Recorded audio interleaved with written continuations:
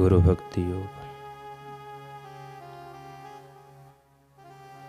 गुरु कृपा एक परिवर्तनकारी बल है।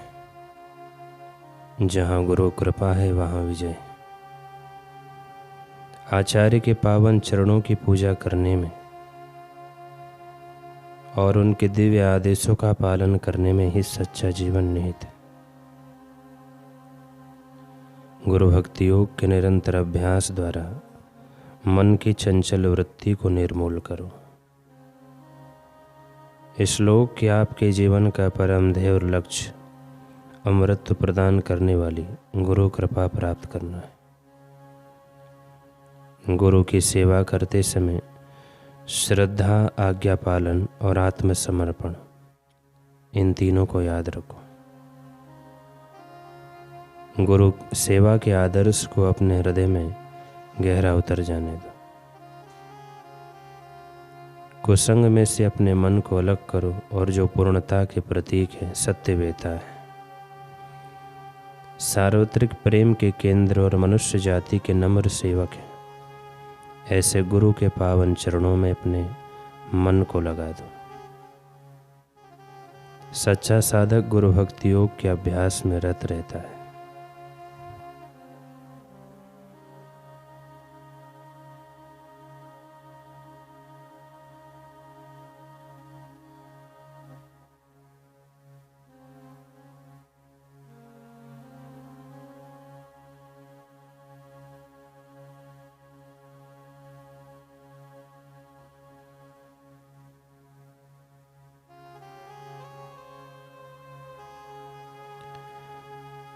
जिज्ञासु ने पूछा, गुरुदेव, क्या आपकी कृपा सार्वजनिक रूप से सब पर बरसती है या कुछ उन लोगों पर जिसकी कुछ तैयारी होती है? क्या कुछ ही पर कृपा होना पक्षपात नहीं है? कृपा करके भगवत भाव के बारे में कुछ समझाइए। गुरुदेव ने कहा कि पक्षपात मूढ़ को लगता है, महात्मा को पक्षपात क्या। सर्वज्ञ नामक एक महाकवि हो गए जिन्होंने तेलुगु कन्नड़ दोनों भाषाओं में काव्य लिखा। सब उन महर्षि सर्वज्ञ का सम्मान करते थे। भगवान की कृपा किस पर होती है, किस पर नहीं। एक कविता में वे समझाते हैं, भगवान का पक्षपात क्या, यह अधिकार भेद क्या। प्रातः काल में भगवान सूर्य नारायण के उदय होते ही रात्रि भाग जाती है। प्रकाश दौड़ दौड़ कर आता है, अपने आप चलकर। सूर्य को दोनों के भेद का ज्ञान नहीं। सूर्य से अंधकार के बारे में पूछने पर वह इतना ही कहेगा कि अंधकार क्या है, हमने देखा भी नहीं, सुना भी नहीं, पढ़ा भी नहीं। क्या ये है, क्या है ये? वह जानता ही नहीं कि अंधकार क्या है। वे अपने काव्य में लिखते हैं कि मोम सूर्य के प्रकाश को देखते ही पिघल जाती है और कीचड़ सूखने लगता है। कोए की आंख लौट आती है, उल्लू की चली जाती है। ब्राह्मण वृंद नाचने लगते हैं कि सूर्य को अर्घ देने का समय आ गया और चोर भाग जाते हैं। सूर्य किसी बात को नहीं जानता। वह न कौवे की आंख को देखता है, न उल्लू की छीनता है। वह न कौवे को आंख देता है, न उल्लू की छीनता है, न चोर को भगाता है, न ब्राह्मण को हर्षित करता है। सब अपने आप स्वभाव के अनुसार सूर्य को अनुकूल प्रतिकूल देखते हैं। सूर्य तो निर्विकार है।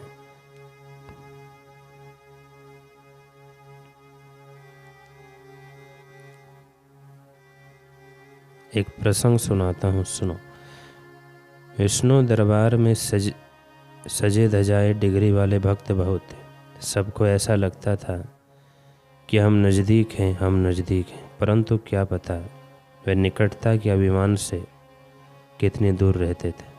उन्होंने एक दिन भगवान से पूछा, प्रभु, आपका सबसे प्रिय भक्त कौन है?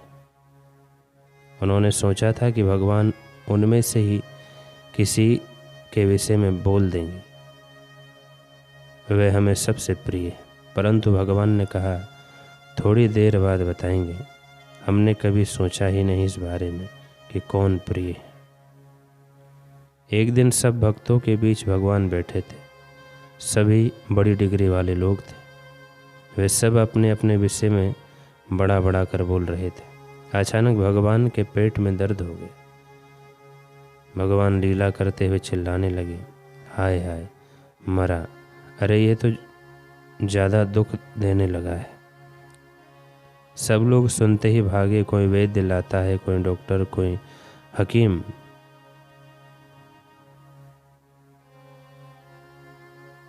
थोड़ी ही देर में बड़ा समाज वहाँ पर जमा हो गया, लेकिन दर्द बढ़ता ही गया।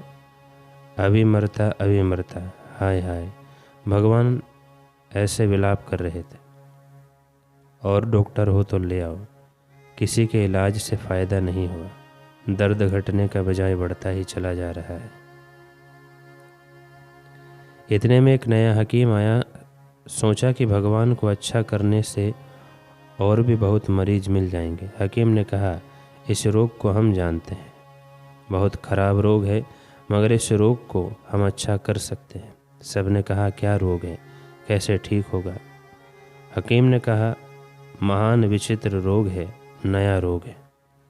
इसका नाम है भक्तों का मीटर। क्या करने से अच्छा होगा कि मनुष्य का कलेजा लाने से अच्छा होगा। हम गारंटी देते हैं, कलेजे से हम कुछ दवा बना कर देंगे। सब लोग बोले, हम लाएंगे, हम लाएंगे। सब यह सोचकर इधर उधर भागे कि भगवान को कलेजा बहुत लोग दे देंगे। उनको अपने कलेजे का विचार ही नहीं आया। सब लोग निराश होकर वापस आए। कलेजा किसी को नहीं मिला। अब नारद जी ने कहा कि हम लाते हैं। नारद को सबसे बड़ा भक्त माना जाता है। नारद जी भी घूम फिर कर खाली हाथ लौट आए। नारद जी के स्थान पर 12 बरस पहले गए थे। उनसे एक दंपत्ति ने अपने लिए पुत्र मांगा। नारद ने भगवान से प्रार्थना की कि भगवान ने कहा, पुत्र भाग्य में नहीं है, नहीं हो सकता। इस बार उधर से निकले तो देखा 4 बच्चे खेल रहे हैं। नारद भगवान के पास आकर बोले, भगवान, कलेजा तो मिला नहीं, हम भी सहभागी हैं आपके दर्द में, लेकिन आपने कहा था कि उस दंपत्ति के भाग्य में बच्चे नहीं हैं। वहाँ तो हमने 4-5 बच्चे देखे। हमें बड़ा आश्चर्य हो गया, आपकी बात कैसे असत्य हो गई। अब नारद ऐसे समय में भी भगवान के रोग को भूलकर उस बात को ही याद करने लगे। भगवान बोले, हाय हाय नारद, बहुत दर्द है, जाओ उनसे मिलो, पूछो किसने वे बच्चे दिए। बोलो भगवान को कलेजा चाहिए, कहाँ मिल सकता है, उसी से पूछो। नारद सब पता लगाकर उस महात्मा के पास गए। वह नदी किनारे कुटी बनाकर ओम नमः शिवाय की धुन में मस्त बैठा था। उसे ध्यान लगा हुआ देख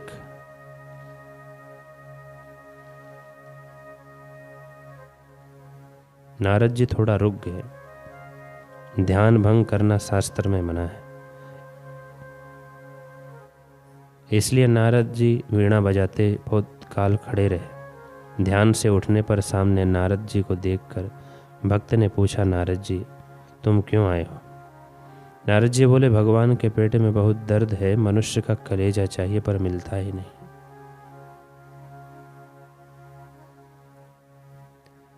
भक्त बहुत क्रोध में आ गया।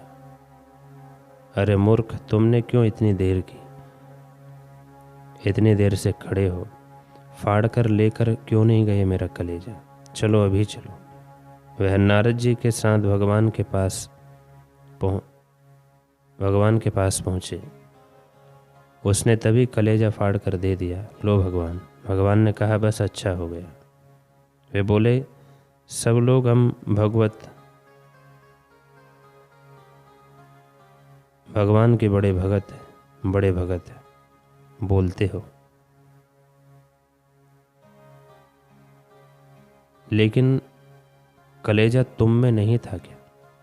गुरु को किसी पर विशेष कृपा बरसाने की जरूरत नहीं पड़ती। विशेष कृपा क्या बरसाना हमारे हाथ में नहीं। साधक का हृदय उसकी शुद्धि ही गुरु की कृपा को खींच लेती, ईश्वरीय कृपा को खींच लेती। साधक का हृदय गुरु की कृपा का एक आकर्षण केंद्र है। भूल यही है कि हम अपनी सांसारिक दृष्टि से गुरु को देखते हैं, जैसे संसार को देखते हैं, समझते हैं वैसे ही गुरु है। नहीं नहीं, गुरु की विलक्षणता को समझना इतना आसान नहीं है।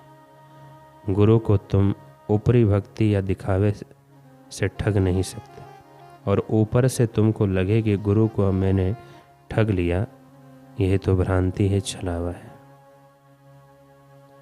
गुरु को जिस दिन ठग लिया उस दिन तुम ना रह पाओगे, सब गुरु ही गुरु।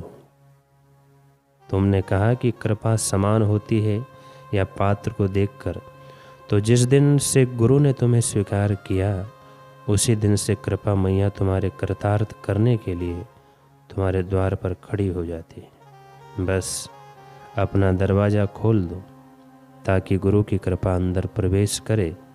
तो दरवाज़ा कैसे खोलें? पूर्ण गुरु से गुरु के हो जाओ।